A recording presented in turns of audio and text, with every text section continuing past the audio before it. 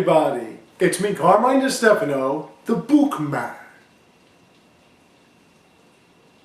Since 1992, or in Japan 1987, Capcom has consistently released a title from its innovative two-dimensional fighting genre series. But it's been 8 whole years since the last numbered title. Granted, there was Super and Ultra, but still, 8 whole years! So after all this waiting and the new generation consoles, we finally have the PS4 exclusive Street Fighter V! Is this new release revolutionary? Well, let's take a look at it together, shall we? With the selection screen again. Does anybody have a storyline anymore?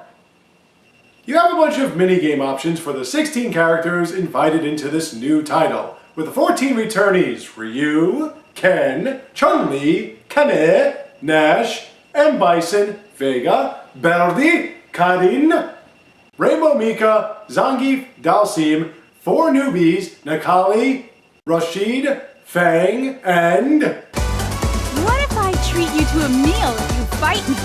Ooh, Laura. You can take on a basic tutorial or have a friend battle with you, although I don't have any friends with me right now to battle with. Handle the survival mode where you fight till you die, or do the storyline mode with characters like... I knew you'd be fun! Laura. Of course, the fighting aspect hasn't really changed much. You hit until the other person doesn't get up anymore. But there are different tools that you can utilize, like the newly introduced V-Trigger, which is kind of like Killer Instinct, where it empowers you for a specific amount of time. You also have your EX meter, which gives you EX abilities, and special ultra combos for every character like... Punishment time! Here we go! One more day! Oh, Laura. Okay, I won't do that anymore. And of course, as we all know, every fight begins with an introductory like... Boom! That's how you start the fight and finish it quickly! Oh, Laura. Okay, last one, I promise. But more or less, the beef of this game rests in its online features. You can set up your own games, challenge other people in other games, or just have a regular match. Doesn't have to do anything with your rankings or what have you. You can also look at some of the people that are already listed and see some replays based on those you would like to see. And that's pretty much it. So what do I think of this game? It's gonna give me a little getting used to. I have to admit right away, I miss a few of the features that they had before. The story mode is 4 or 5 fights. It really doesn't add anything to each character, and I do like Street Fighter's storyline. They made movies about it, for Christ's sakes. There are no rivalries really, there's no boss, there's nobody that you can unlock at this point as we're waiting for the DLC to come out, where you have to spend $10 per new character, most of whom have been around for 100 years with these games. But the roster itself is pretty diverse, and the costumes, of course, are more or less interesting, especially with the female fighters. The returnees are really good, the old characters are even better, and the new ones are pretty ample themselves. However, it does seem as though they have limited the special abilities list for all characters, especially the old ones. Chun-Li doesn't have all the moves that she was having at one point.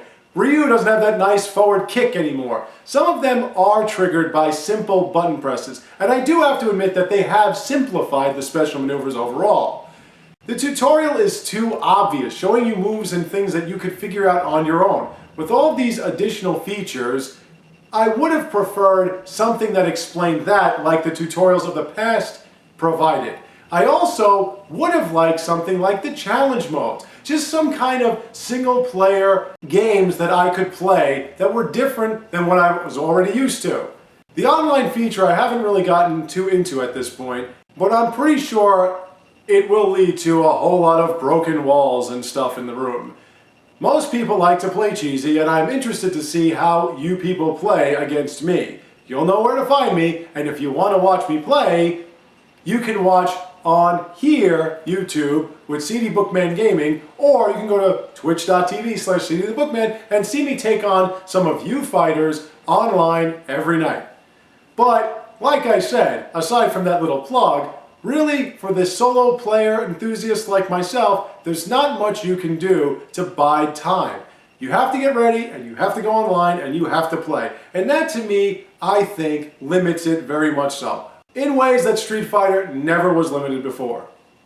However, I do have to admit that finally playing with a controller that responds, this makes this new Street Fighter game a hell of a lot more fun to play. Having gone through broken-ass joysticks, that beaten-up Super Nintendo controller, and that shitty-ass Xbox 360 controller, the PS4 controller lends itself to flashing out special moves and decent combos a lot more so than anything else I've used.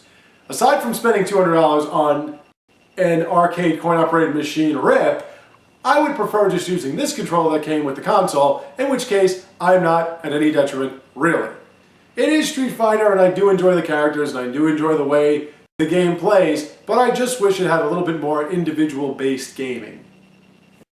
Overall, it doesn't really give you any options outside the online features, which for some people you might not really like, especially me. I'm more of an individual single-player type. But even so, if you're into that high-intense online battle action, this is your type of fighting game. Thank you all for watching. I have more for you soon to come, so stay tuned, take care, and have a great day.